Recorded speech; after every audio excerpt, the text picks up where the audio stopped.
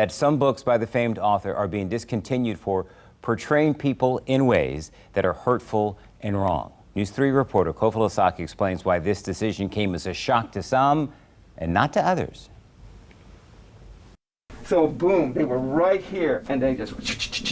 A mad dash for Dr. Seuss took Book Owl in Portsmouth by surprise. I saw their hands, it was a blur, but I saw it. It was amazing. They'd be really good in Vegas, just quick hands. An unexpectedly busy day for an otherwise quiet bookstore. At 10 a.m., there were 12 Seuss books sitting on the shelf. By 11, there were none. They were specifically asking Dr. Seuss right off the bat, do you have any?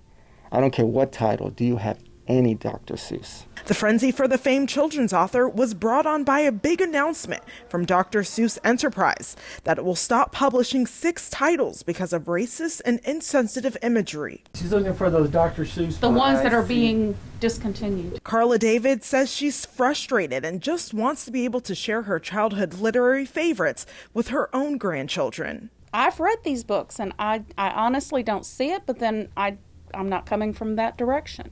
You know what I mean? A lot of these books were, written in the 1930s, and it highlights, a time when a lot of this was going on, but it was wrong then and it's wrong now. Olivia Hassan, children's librarian at the Hampton Public Library, points to examples of how a Chinese character is depicted and to think I saw it on Mulberry Street. They've got a pointy hat, they've got a bowl of rice, chopsticks, and he describes, their eyes in a way that is not, accurate to the community. And neither is the depiction of an African character in If I Ran the Zoo. It has the grass skirts, it has all of these depictions that show the stereotypes that we often try to avoid in our field. Hassan says a young mind can be negatively impacted by inaccurate stereotypes, like the one seen in some of these Dr. Seuss books. You start to see yourself in a way you've never seen yourself. You start to question, why am I, depicted this way? Is this how my family is viewed? Instead, Hassan suggests books that give people of color ways to see themselves celebrated. These are by a Chinese American author,